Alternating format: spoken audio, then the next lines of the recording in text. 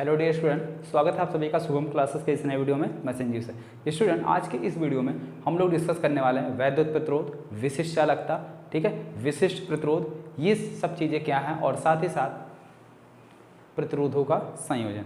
तो देखिए यहाँ से विशिष्ट चालकता, विशिष्ट प्रतिरोध, ठीक है, यहाँ से जो है छोटे क्वेश्चन बहुत ज़्यादा एग्जामिनेशन में पूछे जाते हैं बोर्ड एग्जाम में।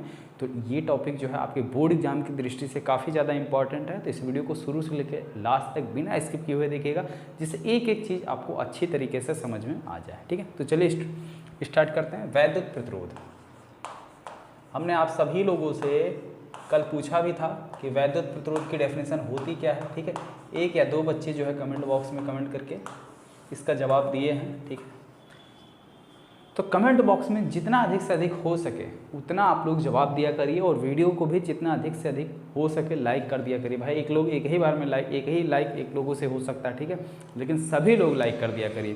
तो चलिए, अगर हम वैद्युत प्रतिरोध की बात करें, ठीक है, यानी कि इलेक्ट्रिक रेजिस्टेंस, इसमें होता क्या है कि धारा के मार्ग में, ठीक है, यानी धारा के प्रवाह में जो रुकावट या अवरोध उत्पन्न होता है, सिंपल भाषा में उसी को हम क्या कहते हैं, वैद्युत प्रतिरोध कहते हैं। ठीक है, और इसका मान चालक तार के सिरों के बीच लगे हुए विभवांतर और उसमें बहने वाली धारा के अनुपात के बराबर होता है। ठीक है, कहने का मतलब अगर हमारा कोई चालक तार है इस तरीके से, ठीक है, ये कोई चालक तार है AB, ठीक है,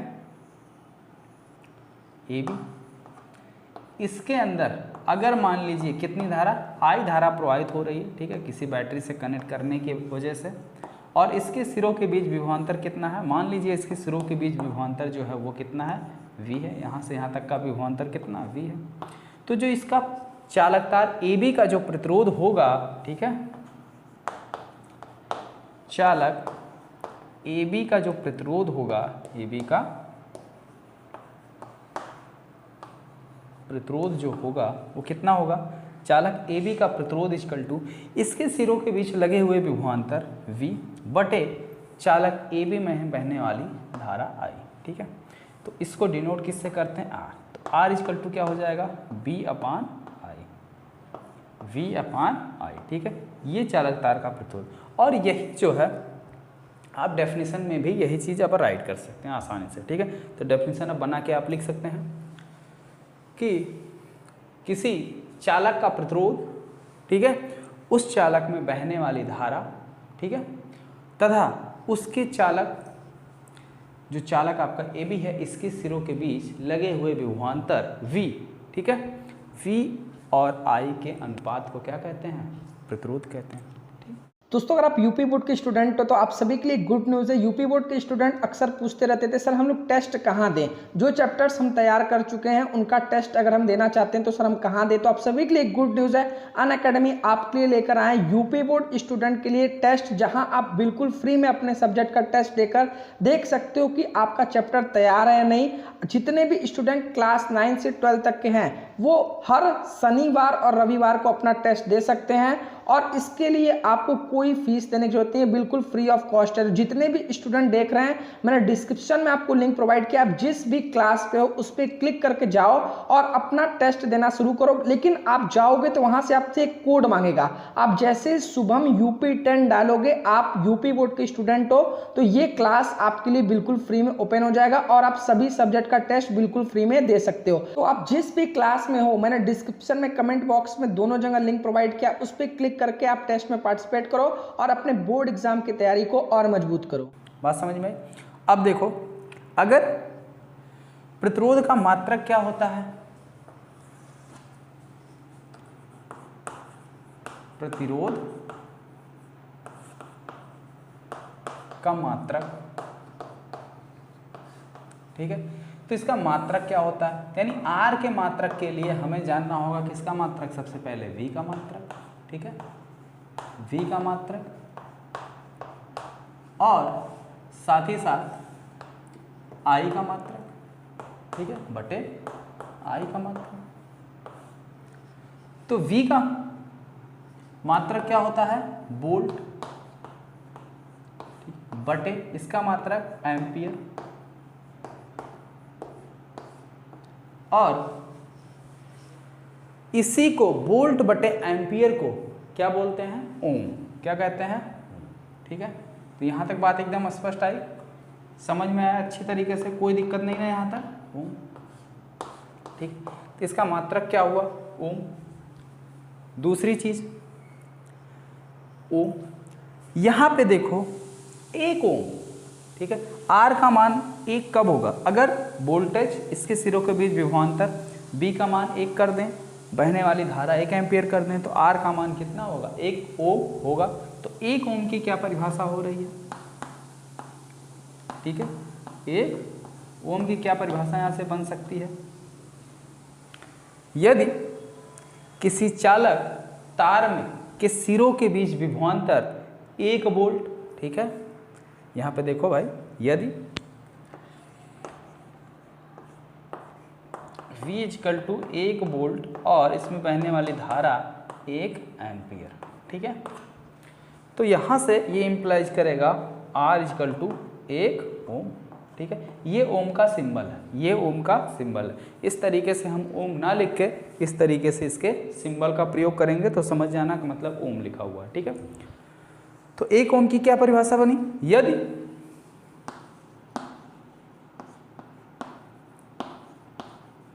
किसी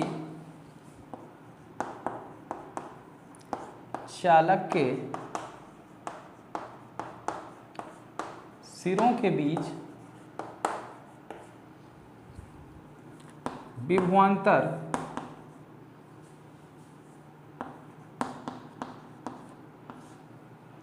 1 वोल्ट हो तथा उस चालक में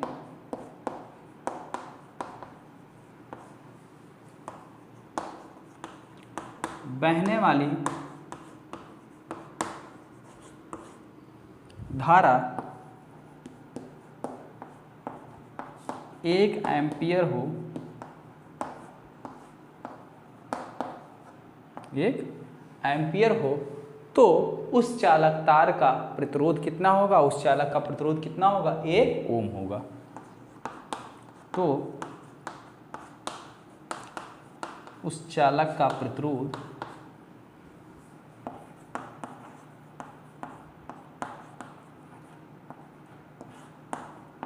1 ओम होगा, ठीक है, बात बिल्कुल स्पष्ट, कहीं किसी को कोई समस्या नहीं ना, कोई डाउट नहीं ना? चलो आगे देखते हैं, प्रतिरोध की विमा क्या होगी, ठीक है, तो ये तो हो गया प्रतिरोध का मात्रक हो गया, 1 ओम की परिभाषा हो गई। अब देखते हैं कि इसका जो है विमा क्या होगा, तो इसकी विमा देखते हैं। विमा निकालने के लिए सबसे पहले आपको निकालना होगा किसकी विमा? किसकी विमा हमें चाहिए? प्रतिरोध R की विमा, तो इसके लिए V की विमा और बटे I की विमा, ठीक है, इन सब की विमा चाहिए। तो V की विमा कितनी होती है? जरा कमेंट बॉक्स में आप सब कमेंट करके बताइए। I की तो सबको पता है, I की विमा कितनी होती है? A होती है, ठीक है,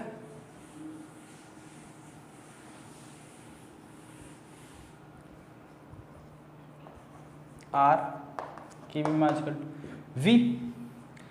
V की विमा अगर आपको नहीं पता तो वैद्युत विभव तथा धारिता वाले चैप्टर में हमने आपको बताया था, क्या बताया था कि V = W/Q, W/Q। तो अगर आपको V की विमा चाहिए, V की, तो उसके पहले W की विमा और बटे में Q की विमा। तो W की विमा क्या हो जाएगी? mL² e⁻²। और अगर आपको W की भी विमा नहीं पता है तो W = होता है F × D। F की विमा होती है mLt⁻² और D की विमा होती है L। तो F की विमा क्या होती है? mLt⁻² और D की विमा होती है L। तो L और L मिलकर कितने हो गए? L⁻² यानी कि L², ठीक है। यहाँ पे कुछ हमेशा गुणे का सिंबल माना जाता है, ठीक है, तो ये हो गया बटे Q। Q की विमा क्या होती है? AT। अभी आज के लाइव सेशन में आपको बताया गया था Q की विमा होती है AT। अच्छा, कितने बच्चे वहाँ पे लाइव जुड़े हुए थे? ठीक है, आप सभी लोग जो अनअकैडमी पे हमारी क्लास है सुबह 10:30 बजे चलती है, तो सभी लोग लाइव आ जाया करिए, ठीक है। वहाँ पे आपका फ़ायदा होगा, ठीक है। फ़ायदा ये होगा कि वहाँ पे हम लाइव रहते हैं, आपको किसी भी चैप्टर में जो भी चीज़ें हम आपको पढ़ा रहे हैं उससे संबंधित आपका कोई अगर डाउट हो, कोई भी चीज़ें हैं तो वो आप पूछ सकते हैं। दूसरी बात, अगर डाउट कोई नहीं है तो सबसे ज़्यादा फ़ायदा क्या होगा, चीज़ें जो मैं आपको पढ़ा चुका हूँ वो सारी चीज़ें आपकी रिवाइज हो जाएंगी, ठीक है। यानी जो काम आपको खुद से करना चाहिए वो काम भी मैं करवा दे रहा हूँ, ठीक है। तो आप पे ज़्यादा मेहनत नहीं पड़ेगा, आप आसानी से जो है चीज़ों को रिवाइज कर लेंगे, बिल्कुल आसानी से, बिल्कुल तैयार भी हो जाएगा, ठीक है। एक ही चीज़ अगर एक ही तरीके से 2 या 3 बार अगर आपको बताया जाए, ठीक है, तो वो चीज़ें जल्दी याद होती है। लेकिन एक ही चीज़ अगर हम जितनी बार पढ़ाएं, उतने अलग अलग तरीके से पढ़ाएं, तो उतना ही ज़्यादा आपको कन्फ्यूजन होगा, ठीक है। या आप एक ही चीज़ कई लोगों से पढ़ रहे हैं, कई तरीके से पढ़ रहे हैं, तो भी आपके अंदर कन्फ्यूजन आ जाएगा, ठीक है। तो इसीलिए मैं बोलता हूँ कि मेरे देखिए 2 क्लास अब आपको मिल रही हैं, एक तो यहाँ यूट्यूब पर, दूसरी अनअकैडमी पर, तो आप लोग वहाँ भी आ जाइए, ठीक है। वो भी क्लास जो है बिल्कुल फ्री है, तो आप फ्री में जो है ज्वाइन हो सकते हैं। तो अनअकैडमी के क्लास का लिंक आज नीचे डिस्क्रिप्शन बॉक्स में हम दे देंगे, ठीक है, तो वहाँ से आप ज्वाइन हो सकते हैं। अब देखिए तो v की विमा कितनी हो गई, m l की पावर 2 t की पावर -2 पहले से है, ये ऊपर जाएगा -1 और यानी -3, a की पावर -1, ठीक है। तो ये आपकी आगे किसकी विमा, v की विमा। तो यहाँ पे v की विमा लिख लो, m l की पावर 2 t की पावर -3 a की पावर -1 बटे, ठीक है, i की विमा क्या होती है, a। ये ऊपर जाएगा आपका क्या हो जाएगा, a m l square t की पावर -3 t की पावर -3 और a की पावर ऊपर ये जाएगा कितना हो जाएगा, -2, ठीक है। तो ये आपके प्रतिरोध की विमा, ठीक है, ये आपके प्रतिरोध की विमा, ठीक है। अब हेडिंग डालिए, विशिष्ट प्रतिरोध क्या होता है, ठीक है। विशिष्ट प्रतिरोध जिसे रो बोलते हैं, ठीक है, विशिष्ट प्रतिरोध होता क्या है, ठीक। यहाँ तक नोट करना हो तो नोट कर लो, उसके बाद हम इसको मिटाते हैं। चलिए बात करते हैं विशिष्ट प्रतिरोध। तो विशिष्ट प्रतिरोध की अगर हम बात करें, एक सेकंड, उससे पहले हम लोग डिस्कस कर लेते हैं प्रतिरोध को प्रभावित करने वाले कारक, यानी प्रतिरोध को कौन कौन सा ऐसी चीज़ है जो इफेक्ट डाल सकता है या प्रभाव डाल सकता है। जैसे अगर किसी चालक तार की अगर हम लंबाई खींच दें, लंबाई बढ़ा दें, तो प्रतिरोध पर क्या प्रभाव पड़ेगा। यदि उसके क्रॉस सेक्शन एरिया का क्षेत्रफल घटा दें, यानी उसकी मोटाई कम ज़्यादा कर दें, उसका टेम्परेचर बढ़ा दें, ठीक है, तो ये सारी चीज़ों पर प्रतिरोध, ये सारी चीज़ें करने पर प्रतिरोध पर क्या असर पड़ने वाला है, इसको पहले देख लेते हैं, ठीक है। तो हेडिंग डाल लो, प्रतिरोध को प्रभावित करने वाले कारक, प्रतिरोध को प्रभावित करने वाले कारक, जिसमें से अगर आपको याद हो कल हमने ओम का नियम प्रूफ करवाया था, यानी V/I = क्या हमने प्रूफ किया था, V/I = क्या निकल के आया था mL/NE² A/τ, यही चीज़ आया था, ठीक है। और इसी को मैंने कहा था ये क्या है, एक कांस्टेंट है, यानी कि नियतांक है, और यही हमारा क्या है, प्रतिरोध कहलाता है, ठीक है। तो यानी R यहाँ से क्या हो जाएगा, सबसे पहली बात तो R हो रहा है mL/NE² A/τ। अब देखो यहाँ पे m क्या है, इसको भी हमने बताया था, ये इलेक्ट्रॉन का द्रव्यमान है जो कि कभी बदलने वाला है नहीं। n क्या है, इलेक्ट्रॉन घनत्व है, यानी प्रति एकांक आयतन में उपस्थित इलेक्ट्रॉनों की संख्या, ये भी कभी बदलने वाला नहीं है। दूसरी चीज़ E क्या है, एक इलेक्ट्रॉन पर उपस्थित आवेश की मात्रा, ये भी कभी बदलने वाला नहीं है। अब वेरिएबल कौन बचा आपका, L बचा, A बचा और τ बचा, ये 3 वेरिएबल हैं। तो यानी R किस पर डिपेंड हुआ, R डायरेक्टली प्रोपोर्शनल हो गया L के। कहने का मतलब अगर हम किसी चालक तार की लंबाई R बढ़ाएंगे तो ये भी बढ़ेगा। डायरेक्टली प्रोपोर्शनल का क्या मतलब होता है, यही ना, अगर ये कम होगा तो ये भी कम होगा, ये ज़्यादा होगा तो ये भी ज़्यादा होगा, यानी ये बिल्कुल नकलची एक दूसरे के, नकलची बंदर की तरह, ठीक है। ये जैसा जैसा करेगा ये बढ़ेगा तो ये भी बढ़ेगा, ये घटेगा तो ये भी, ये उठेगा तो ये भी उठेगा, ये सोएगा तो ये भी सोएगा। ठीक है, तो कहने का मतलब अगर किसी चालक तार की लंबाई हम क्या करें, बढ़ा दें, तो उसका प्रतिरोध क्या होता है, बढ़ जाता है। ठीक है, चालक तार की अगर लंबाई आप बढ़ा रहे हैं तो प्रतिरोध क्या होगा, लंबाई बढ़ाने पर प्रतिरोध बढ़ता है। ठीक है,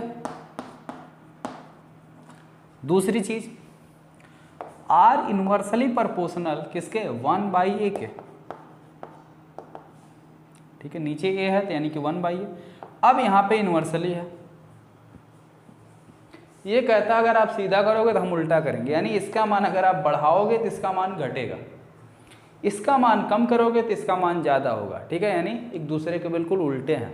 तो यहाँ से क्या निकल के आया, इसके अनुप्रस्थ काट का क्षेत्रफल, ये है क्या, अनुप्रस्थ काट का क्षेत्रफल, तो अनुप्रस्थ काट का क्षेत्रफल बढ़ाने पर क्या होगा, प्रतिरोध का मान घटता है, यानी तार जितना अधिक मोटा होगा उस तार का उतने प्रतिरोध कम होगा, यानी मोटे तार का प्रतिरोध कम होता है और पतले तार का प्रतिरोध ज़्यादा होता है। ठीक है, अब भाई पतला तार है तो उसके क्रॉस सेक्शन एरिया का क्षेत्रफल काफ़ी कम होगा, तो जब ए का मान कम होगा तो आर का मान बढ़ेगा। ठीक है, तो क्या निकल के निष्कर्ष निकला, अनुप्रस्थ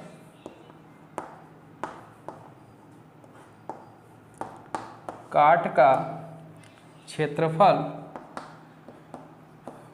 बढ़ाने पर प्रतिरोध घटता है तथा ए को बढ़ाने या क्षेत्रफल, ठीक है, घटाने पर प्रतिरोध बढ़ता है।